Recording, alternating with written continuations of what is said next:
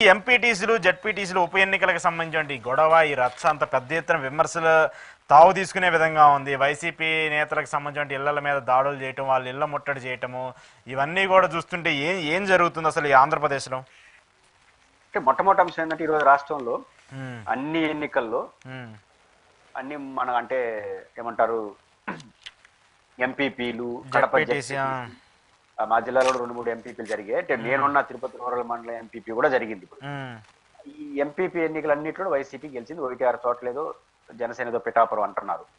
అన్ని చోట్ల వైసీపీ విజయం సోషల్ మీడియాలో మ్రోగిపోతాం. వైసీపీ విజయం అని.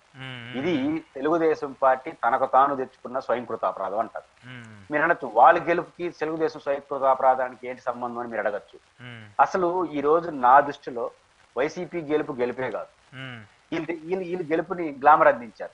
పాయింట్ ఏంటంటే కడప జెడ్పీటీసీ ఉంది అశోక్ గారు, మొత్తం జెడ్పీటీసీలో ఒకే ఒక్కడు తెలుగుదేశం జెడ్పీటీసీ, మిగతా మొత్తం వైసీపీ జెడ్పీటీసీలు. వాళ్ళు జెడ్పీ చైర్మన్ కావడం అనేది పెద్ద విషయం. వైసీపీ వాళ్ళు వీళ్ళు విషయం చేసి పెట్టారు. తెలుగుదేశం వాళ్ళు లాగేస్తున్నాం, వీళ్ళు లాగేస్తున్నాం, ముగ్గురిని లాక్కున్నారు, వాళ్ళు ఏదో అయిపోయారు, ఇంకా జెడ్పీటీసీ కొట్టేస్తాం, ఈ ప్రకటనలన్నీ చేసేసరికి అది ఆచరణ సాధ్యం కదా, ఎవరు రాలా, వాళ్ళు గెలిచారు. అది గెలుపుగా మారింది. ఒక సహజంగా జరిగినప్పుడు తెలుగు వైసీపీ తరఫున గెలిచినటువంటి జెడ్పీటీసీలు వైసీపీ ఓటేయడం పెద్ద విషయమా? అంతే కదా. జరిగింది ప్రజలు వేసిన ఓట్లు కాదు, వైసీపీ ఆయా పార్టీ ప్రతినిధులు వేసిన ఓట్లు ఆ పార్టీకి వేస్తారు కదా, అది ప్రజలకి ఏం సంబంధం లేదు. ప్రజలకు సంబంధం లేదు. రెండోది, ఇప్పుడు మా తిరుపతి రూరల్ 23 ఎంపీటీసీలు ఉన్నాయి, 1-2 తెలుగుదేశం గెలిచింది. అక్కడ తెలుగుదేశం మన ఏమంటారు వైసీపీ వాళ్ళు గెలవడం పెద్ద విషయమా? కానీ వీళ్ళు విషయం చేసినారు. ఎందుకంటే వాళ్ళు వచ్చేస్తున్నారు, వీళ్ళు వచ్చేస్తున్నారు, పార్టీలు మారుతున్నారని చెప్పేసి మారుతున్నాడు. ఇప్పుడు రాష్ట్రం అంతా తెలుగుదేశం పార్టీ చేసిన యాగి, అన్నిటికన్నా మించి డిప్యూటీ మేయర్లు చేసిన గొడవలు, వీటన్నిటి కారణంగా ఇక్కడక్కడ ఏమో చేస్తారేమో అని ఒక ప్రచారం, దాంతో పోలీసులు అలర్ట్, దాంతో వైసీపీ వాళ్ళు అందరూ ముందెత్తు జాగ్రత్తలు. గెలిచిన వెంటనే ఇది వైసీపీ ఇప్పుడు పెద్ద బూస్టప్ వచ్చేసింది. జెడ్పీటీసీ ఎంపీటీసీ జరిగిన ఎంపీపీ ఎన్నికల్లో వైసీపీ అద్భుత విజయాన్ని సాధించేసినట్టుగా భావించేశారు. నిజానికి ఇది సాధారణ ఫలితం. సాధారణ ఫలితాన్ని తెలుగుదేశం పార్టీ చేసిన అనవసరమైన రాద్ధాంతం, గందరగోళం, పాలిటిక్స్ వల్ల ఈ రోజు వైసీపీకి ఒక అసాధారణ విజయాన్ని చేసి పెట్టారు. ఖచ్చితంగా ఇది వైసీపీ శ్రేణులు మనోధైర్యాన్ని పెంచుతుంది. ఇప్పుడు రేపు ఇంత తాగినారా, దీన్ని చూసి ఏమి నేర్చుకోలేవు తెలుగుదేశం పార్టీ వాళ్ళు.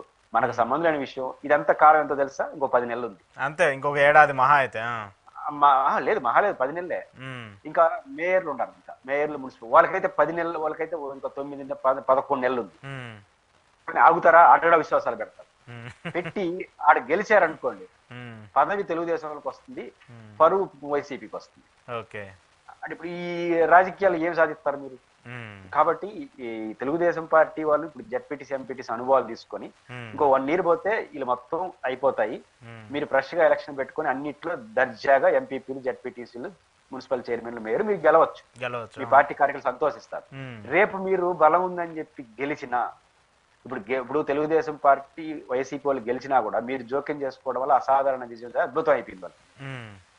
మీరు జోక్యం చేసుకోకుండా సాధారణ విజయం అయిపోయింది. మీరు జోక్యం చేసుకోవాలా గెలిస్తారు. ఒకవేళ మీరు పొరపాటు దౌర్జన్యం చేసి గెలుచున్నారు అనుకోండి, ఇది దౌర్జన్య కాండం. వైసీపీ వాళ్ళు ఓడినా ప్లస్సే, గెలిచినా ప్లస్సే, మీరు చేసిన చేష్టల వల్ల. వాళ్ళు కాదు. ఇప్పుడు రేపు మేయర్ ఇట్లాంటి వాటిలో కూడా మీరు అనవసరం జోక్యం చేసి దీని అనుభవం తీసుకొని 1-2 పదవుల కోసం పార్టీ పరువును గంగలో కలుపుకుంటారు. ఒకరిద్దరు పదవులు వస్తుంది, పార్టీ ప్రతిష్ట పోదు. పార్టీ ప్రతిష్ట ఒక వ్యక్తి ప్రయోజనాల అని కానీ పార్టీ ఆలోచిస్తే, నిజానికి ఇప్పుడు జెడ్పీటీసీ కడపలో పోటీ చేయలేదు తెలుగుదేశం, మంచి పని చేసినారు. పోటీ చేస్తే పరువు పోయి ఉంటుంది. పోటీ చేయడం కోసం 10 మంది లాగే ప్రయత్నం చేస్తారు, గోల జరుగుతుంది, పార్టీకి అనవసరం నష్టం వస్తుంది. కాబట్టి కడపలో పోటీ చేయకూడదు అన్న తెలుగుదేశం నేను అబ్సల్యూట్లీ కరెక్ట్. గతంలో బొత్స సత్యనారాయణ గారు ఉత్తరాంధ్రలో పోటీ చేయకుండా అబ్సల్యూట్లీ కరెక్ట్ తెలుగుదేశం. అట్లాంటి డెసిషనే భవిష్యత్తులో కూడా తీసుకుంటే ఆ పార్టీకి మంచిది, డెమోక్రసీకి మంచిది. సరే, ఇంకో పాయింట్ కంక్లూడ్ చేస్తూ, ఏంటి ఈ ఆంధ్రప్రదేశ్లో కొన్ని ఘటనలు ఆశ్చర్యాన్ని కలిగిస్తున్నాయి. ఇటీవల మొన్న పాస్టర్ ఒక అతను ఆయన యాక్సిడెంట్ అయి చనిపోయారని చెప్పేసి పోలీసులు చెప్తున్నారు, కానీ క్రైస్తవులందరూ కూడా అది ఆత్మహత్య కాదు, లేదంటే రోడ్ యాక్సిడెంట్ కాదు, హత్య అంటూ కూడా వాళ్ళందరూ ఆరోపిస్తున్నారు. నిజంగా అలాంటి ప్రయత్నాలు ఆంధ్రప్రదేశ్లో జరుగుతున్నాయి. ఆ లా అండ్ ఆర్డర్ సంబంధించి పెద్ద ఎత్తున విమర్శలు వస్తూ ఉన్నాయి. అయితే మతాల మధ్య కొంతమంది విద్వేషాలు రెచ్చగొట్టే విధంగా మాట్లాడుతున్నారు, అలా ప్రేరేపిస్తున్నారు కాబట్టి ఇలాంటి పరిమితులు, ఇలాంటి సంఘటనలు జరుగుతున్నాయని చెప్పేసి వాళ్ళందరినీ ఈరోజు ఆందోళన చేపట్టే పరిస్థితులకు వచ్చాయి. ఆంధ్రప్రదేశ్లో నిజంగానే అలాంటి అంశాలు ఉన్నాయా?